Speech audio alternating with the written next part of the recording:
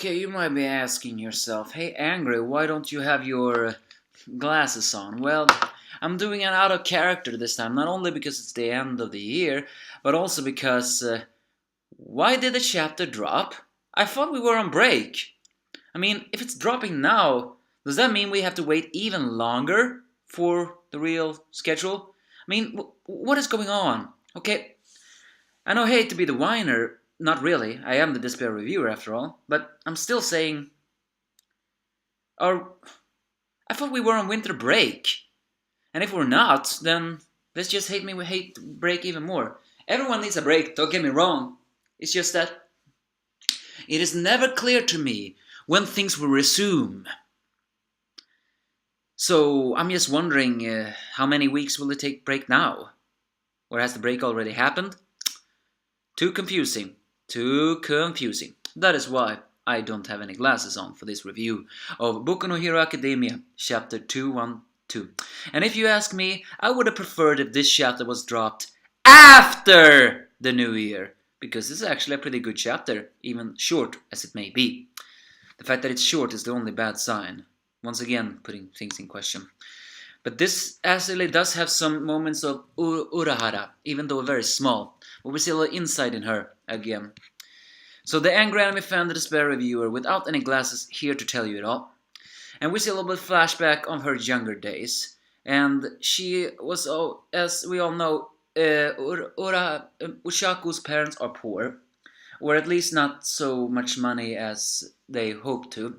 And they work a lot, because here was said to them, they were always tired from their faces and very likely did not always have time for their daughters, and that was very hard on her.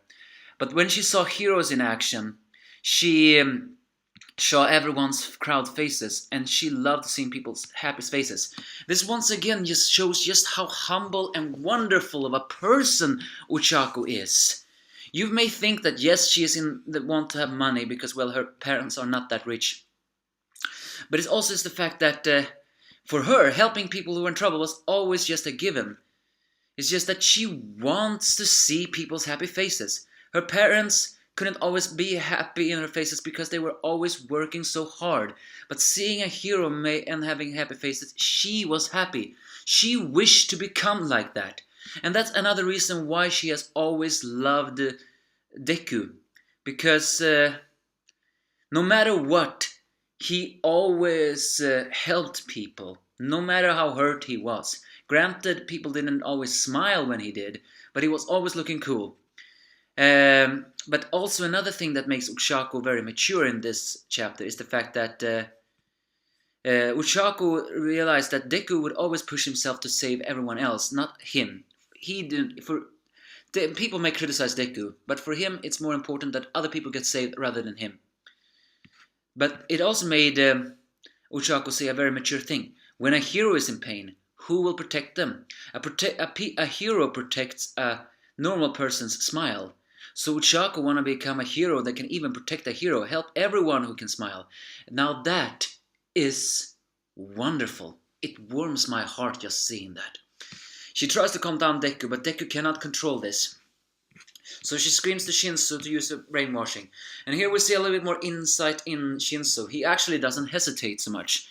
And he remembered the time that he said that he believes that Deku was born with an ideal quirk. And of course, as we know, he wasn't born with any quirk. He was given a quirk. And now it's pretty sure it's not so ideal anymore.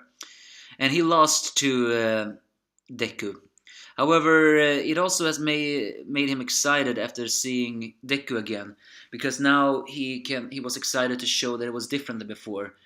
So even though I don't like the fact that Shonsou don't want to have friends, he does acknowledge the fact that he wanted to fight Midoriya again. So he does consider Deku a rival. And he just wants, he used his quirk for other sakes. So even though I don't like Shonsou, the fact that he doesn't want to have any friends, the fact that he really wants to become a genuine hero is admirable, as he screams the simple words, not at any taunt or anything else. He just simply says, let's fight again, as he takes off his disguise mask, showing his real self here. And Deku do not, even though he does this before he answers, it's just that I wonder why he struggled there. But it says, yeah, and luckily the brainwashing happens and the losing control stops as Deku suddenly in his versatiles again. And he's confronted by one of the users of One for All. You know, the very bald guy with, well, machine gun here. The guy apparently talks in slang or something because he says something like, dude, you got it all wrong. I told you, didn't I? You are not alone. So whatever is happening here, it doesn't seem to be all for one. He says something here. Yeah, the time is ripe. Yeah, it's manifested, but that power is no longer something you can use with idle thoughts, got it? Try harder, dude. So yeah, it does seem that in the end, many of the theories, especially Vocal Pineapple, is right. The manifestations of the Deku users, or no, the previous users, are happening inside of Deku. And it does seem that this is the guy that confronted Nana all this time ago. Because it says something like, yeah, the time is ripe. Yeah, it's manifested. However, he does say the power is no longer something you can use with idle thoughts. Meaning that once again, One for All has evolved. But it's now even more uncontrollable than ever. He's saying something, it cannot be used with idle thoughts. Is it possible that Deku's inner feelings when Momora tried to taunt him got to him, and and the quirk reacted to his emotion? Well, either way, he's super funky, but this guy does seem to have no intention of confronting him. Still not exactly sure though if All for One had anything to do with this, but it appears not. So yeah, this was an excellent chapter. I liked it. However, once again, I would have preferred seeing this chapter by the beginning of the year! Not the end of it, but I guess it is what it is. Right. So what did you think? Did you think this army bald guy is pretty cool? It's not even sure yet what kind of generation this guy is, but I have a feeling he must be one of the earliest. Because note, if he really is the guy in black that Nana met all those years ago, then it's definitely not her master, because she wouldn't recognize that man. So, is it possible that this is the second or third generation of the All for One users? But they are all manifested inside of Deku. Things are really getting exciting.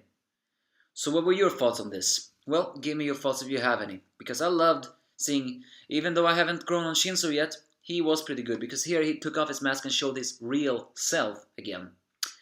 And also, but Ochacko, you are really kind. And I really like you. I do not think she is a traitor. Give me your thoughts if you have any.